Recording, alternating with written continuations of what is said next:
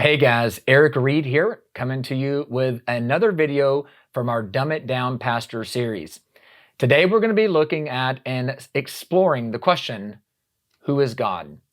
We're going to be looking at who is the God that we confess and profess to worship and live for.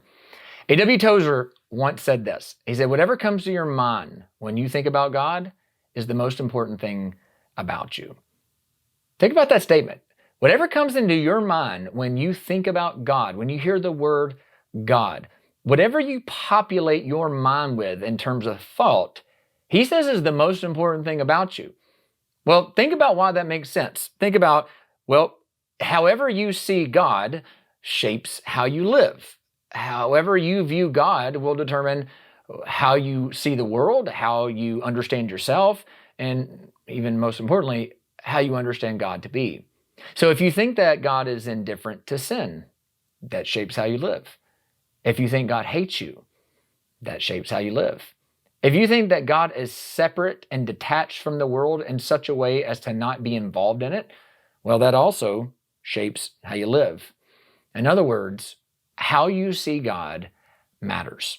And what we're going to be doing in this particular series of videos is exploring that question of who is God. How has God revealed himself? Has God revealed himself? Throughout generations and centuries of mankind, people all over the world have had opinions and views of God.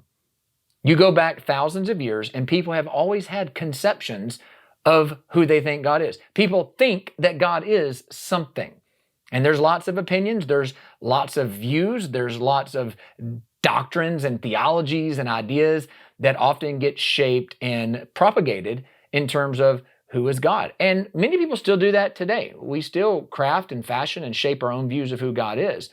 Here's the question that's worth asking and thinking about is how do we know who's right? How do we know who is correct on their understanding of who is God? Is there any way to know? Can we know if anyone is correct? So that's getting us down to the root issue here of who is God? And there's usually three ways that you can answer this question. There's three approaches that you can take in answering this question. Here's the first one. The first one is you can define him for yourself. So some people, in their effort to answer the question, who is God, they define that answer for themselves by defining God as they desire, as they want to. So people throughout centuries and all places and times have developed and shaped divine ideas of God through their own experience, through their own understanding of their own personalities, through their own surrounding environment and culture. In other words, left to ourselves, here's what we do. We define God our own way, and what often happens is we actually define God in our own image. Most of the time when we define God ourselves, God ends up looking a lot like us. He thinks like us. He believes what we believe. He hates what we hate. He loves what we love.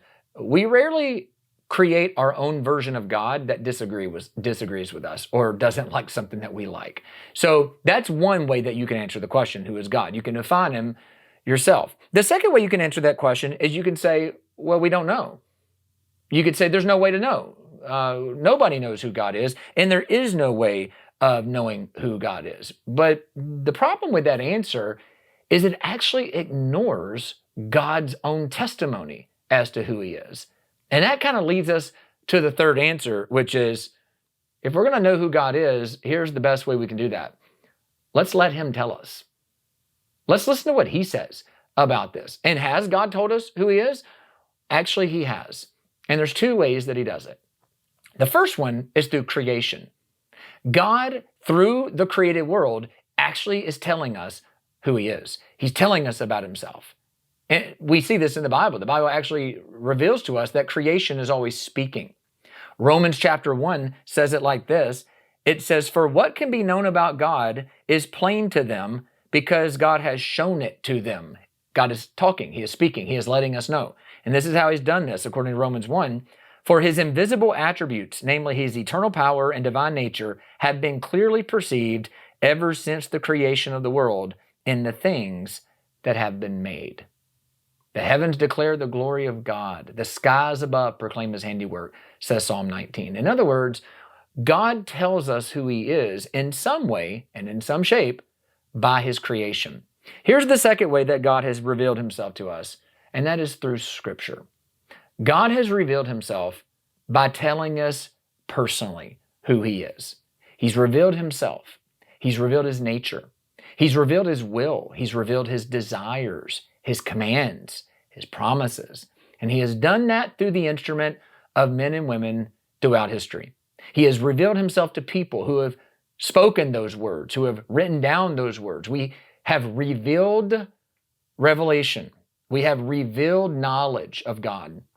And so there's three ways you can answer the question. You can define God for yourself. You can say he's undefinable and nobody knows, or you can listen to what God himself says through his creation and through the scriptures.